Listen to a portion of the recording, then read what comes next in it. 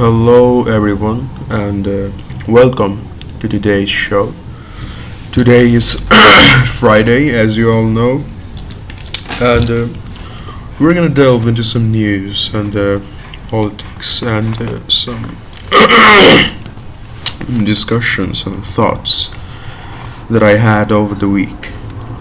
This is the weekly special show I'm starting because I don't think I'm gonna be able to do daily shows. Although I named this a daily show, I'm gonna change it later.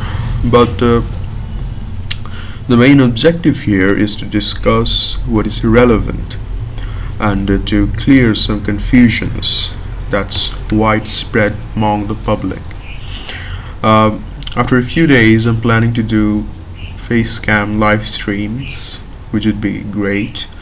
And let me check if the audio is good or not. If the audio is good or it's fantastic. So on my screen, as you can see, is the definition of espionage. Let's read what it says. The practice of spying or using spies, typically by governments, to obtain political and military information is called espionage. Now, as difficult the spelling of this term is, this is more complex than you can think. There are layers after layers that government puts into their spying agencies. For example, CIA and KGB, they're very sophisticated and well organized, at the same time very, very secretive. So today we're not gonna just go into espionage and discuss it. We're gonna discuss about what's happening today. So let's call upon our friend Google Bird, which I think is an incredible AI source that does a very good job. Let's tell him top news for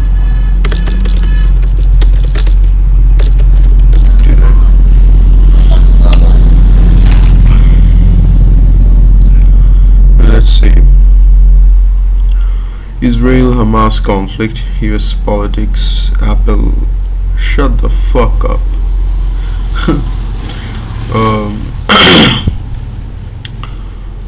Okay. So this is not that interesting. What's interesting is that yesterday I watched GOP debate on presidential election, and the most horrifying at the same time kind of comedic thing about that was that it felt like it is not an election of United States of America. It felt more like an election that would probably be held in Israel, not in USA, because they were kind of like going over themselves, doubling down on the issues of Israel, whitewashing their genocide, and just horrible stuff.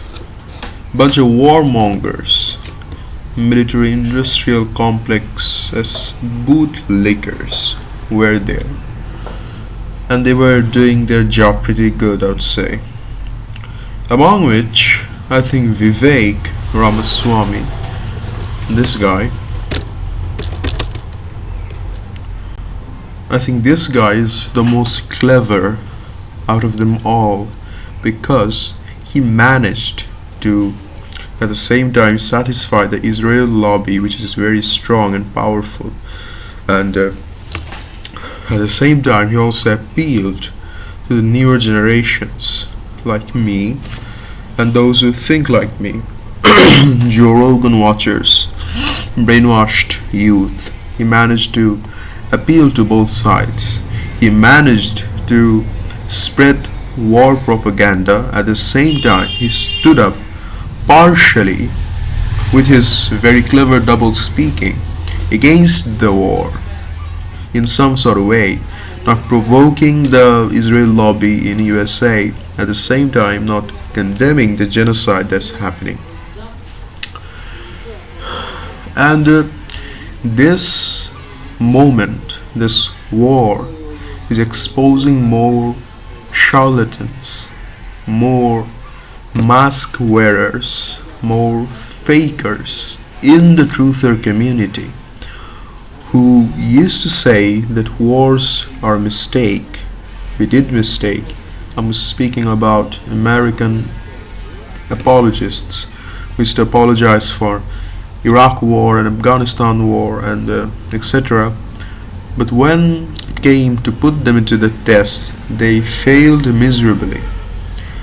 And they are clear bias against Palestinians, and their cult of Jewish supremacy became very evident. And people are seeing it now, clear as day, especially the young generation who were taught that USA is this bastion of freedom, beacon of freedom, and they're the just authority. There's liberal standards are the just standard that people should adhere to and live by. That's crumbling because they're not liberals when it comes to condemning the genocide and standing with the people of Palestine. They don't. Why? Because they are puppets of Israeli lobby, which is called AIPAC. AIPAC. No, not this one. Jewish lobby. The America-Israel Public Affairs Committee, AIPAC. AIPAC is a lobby group that advocates pro-Israel politics to the legislative and executive branches of the United States. Now, what makes this whole USA just, crying and lashing out on Palestine and standing with Israel, and the so-called left-wing media also standing hand to hand, head to head, dick to dick with Israel with the right? They claim that they have differences when it comes to stuff, but when it comes to committing a genocide against a nation of kids, there is no disagreement. There is a bipartisan agreement, as they call it. So this is just a mockery, and a very good thing also. People now actually do not consider America as being the force that they claimed for years they are. There was no counter argument. They always had a past excuse. They used to give excuse of 9/11 when you asked them about the war crimes in Iraq, and when you spoke of the atrocities that they did in Afghanistan, they used to speak of Soviet influence in Afghanistan and terrorism, so-called terrorism, which is actually just resistance movements like Hamas. And people used to kind of look over this sort of stuff. They used to say it's complicated, they didn't used to see dead bodies like they are watching now of Palestinian babies being killed by the missiles of USA that they give to Israel. They're watching dead people. They're watching consequences of supporting a Jewish ethno-state, a supremacist state, the strongest lobby in the world, which can shape world politics like none other. Let me show you something. Which company has the assets and wealth singularly.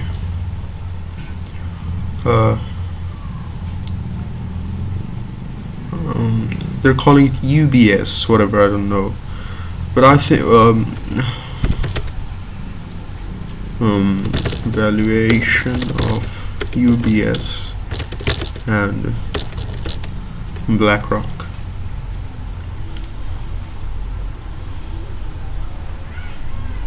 Valuation comparison, I think.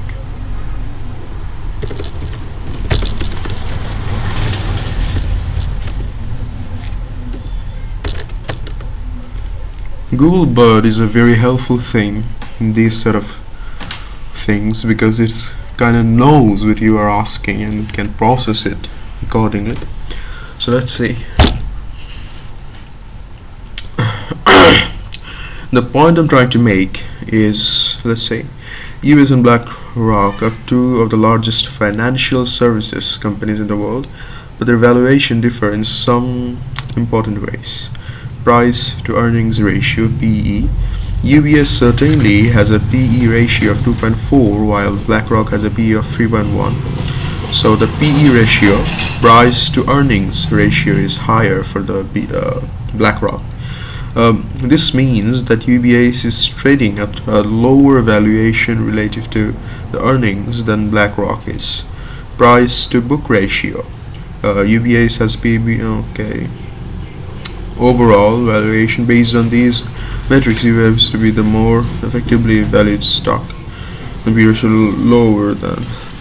So it's saying that UBS is higher than BlackRock apparently.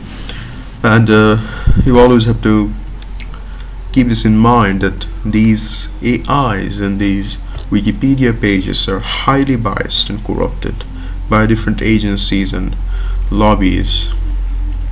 And the point I'm trying to make is Larry Fink, who is the, let's say, owner of BlackRock, is a Jew. Mark Zuckerberg is a Jew. Bill Gates, I don't know about him, but lots of freelancing sites like Fiverr is owned by Israel. So if you say that Jews are so intellectually more superior than the goyims, as they call us non-Jews, goyims, and they're so superior than us that they are kind of raw dogging us in all of these fields, financial and other fields. They have the most Nobel Prize holders, I think.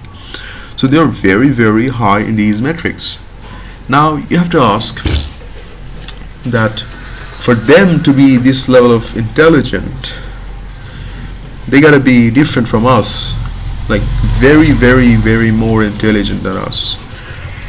We have to be like monkeys in front of them if they have to be this level of intelligent. And clearly it's not. If in a game you are losing again and again and your friend is winning again and again, and there is very small influence of, let's say, intelligence and a more influence of probability, and you're losing, you have to realize that you're getting cheated in the game. It's not normal that there is 106% overrepresentation of Jewish community in US Senate and US politics in higher positions. The owners of different porn sites are Jewish, and every Jew, the reason why people speak synonymously of Israel as Jewish and Jews as being Israelis is because Israel has policies that say that if you are a Jew, that your passport and visa to Israel is already been done. It's like you give enough proof that you are a Jew by blood, and you get the visa and you get to go to the country. And it has billions of funds from USA daily. It has just increased by years. So, considering all of these facts, it's very clear why the things are happening the way they are happening. It's because there is a group that wants these things to happen. Yeah.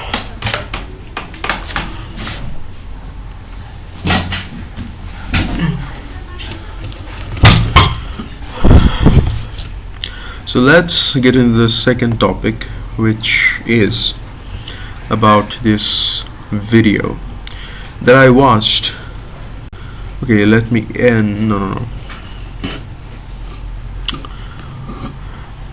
I think I should end the live stream and make a second one to react to this video. That would be great.